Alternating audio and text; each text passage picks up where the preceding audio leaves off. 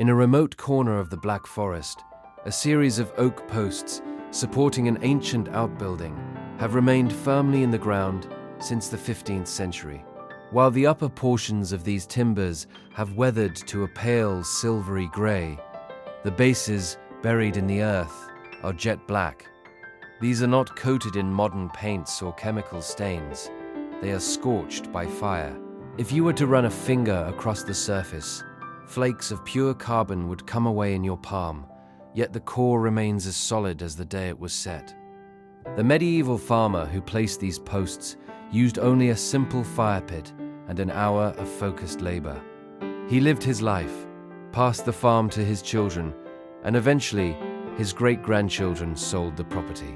Through half a millennium of changing owners and shifting empires, the charred wood has refused to rot. Compare this to the modern fence in a typical suburban backyard, which likely costs thousands of dollars in materials and installation. If you were to press against the base of those posts after just a decade, you would find soft spots where a screwdriver could easily sink an inch deep. Your expensive modern fence is dying while the peasant's post remains immovable. This staggering difference in longevity is not due to the quality of the wood species alone. It is the result of a zero-cost process that was once standard practice across Europe, a technique the modern wood industry has largely ignored to ensure a cycle of replacement sales. Walk into any major hardware retailer today, and you will find pressure-treated pine posts marketed for ground contact.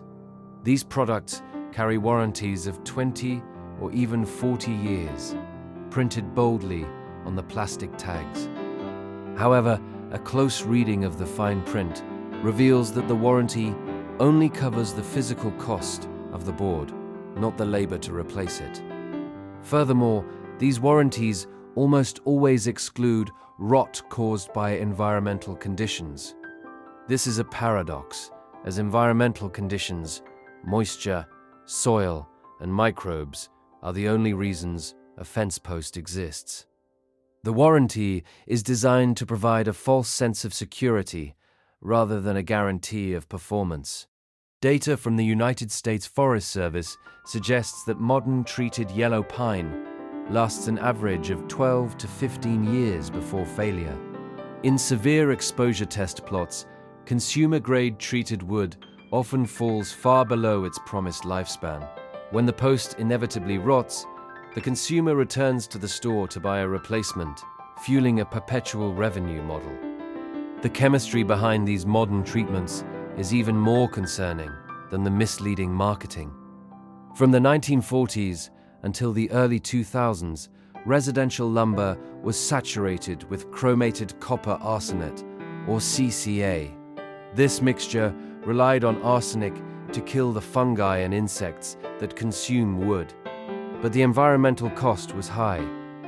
Studies by the EPA confirmed that this arsenic leaches into the surrounding soil for years after the wood is installed. Children playing on decks and playground sets made from CCA wood were found with measurable arsenic residues on their hands.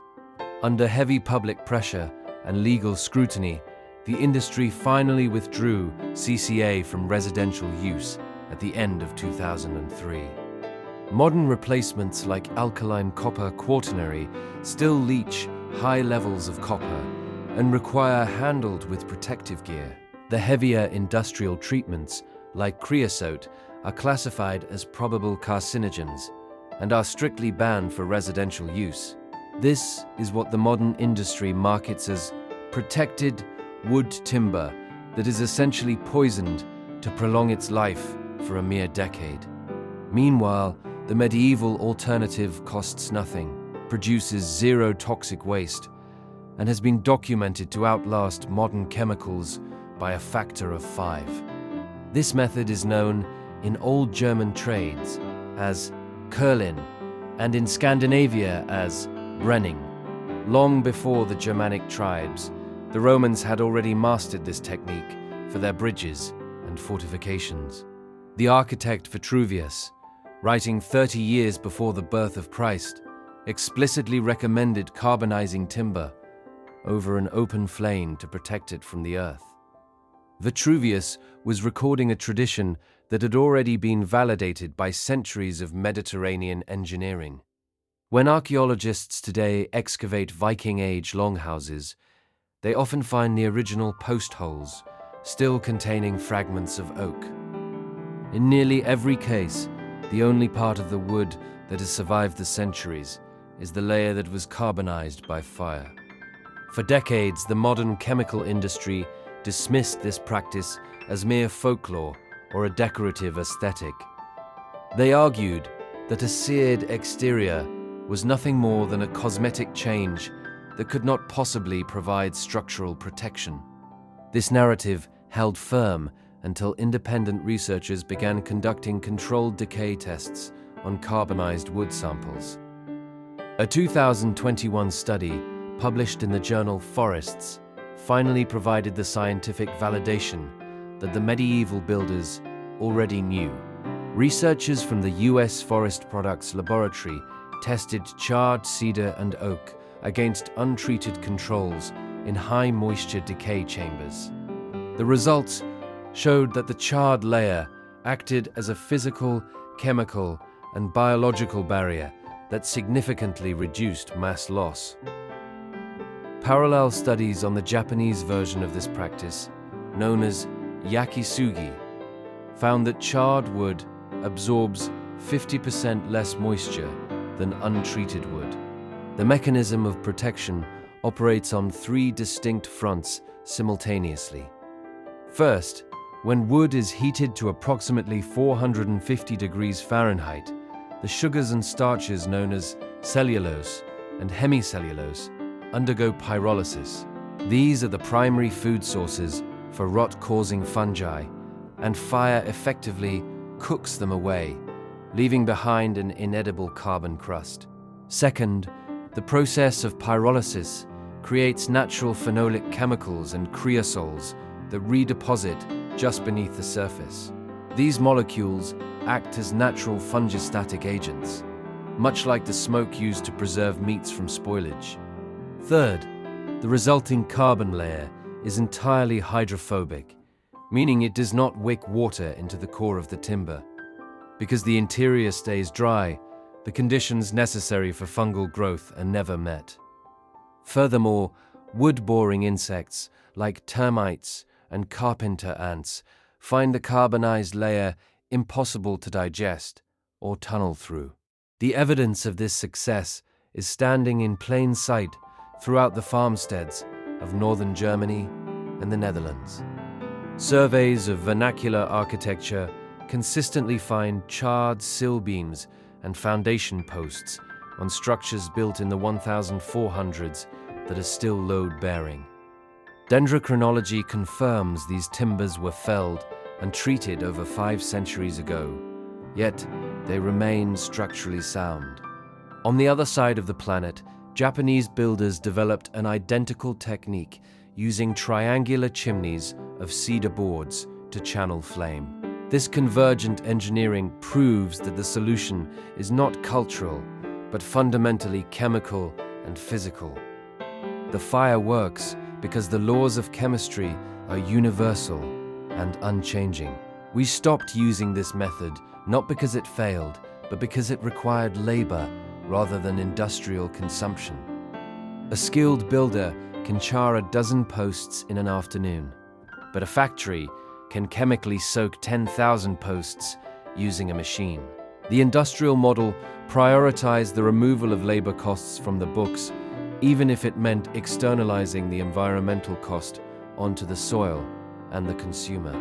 The knowledge of how to properly char wood was erased from builder manuals in a single generation, replaced by the convenience of the hardware store. Today, charring is often seen as a lifestyle trend for accent walls rather than the sophisticated engineering feat it truly is. There is also a hidden environmental debt associated with modern treated wood that is rarely discussed. Pressure-treated lumber cannot be burned in a fireplace or composted because it would release toxic heavy metals into the air and soil. In many regions, it is classified as hazardous waste, requiring a fee for proper disposal at a landfill. An oak post charred 80 years ago, however, is simply wood and carbon. It can be safely burned, buried, or chipped into a garden bed with no environmental footprint beyond a memory. If you wish to apply this to your own projects, you do not need expensive equipment or specialized chemicals. You simply need heartwood, the dense inner core of the tree, from rot-resistant species like white oak, cedar, or black locust.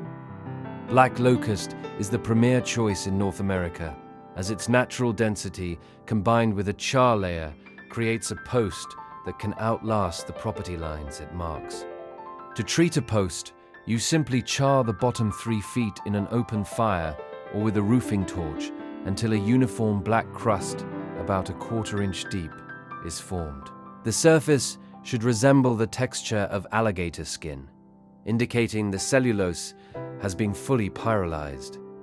Once the post has cooled, you can set it in a gravel-filled hole, providing a foundation that will serve for generations.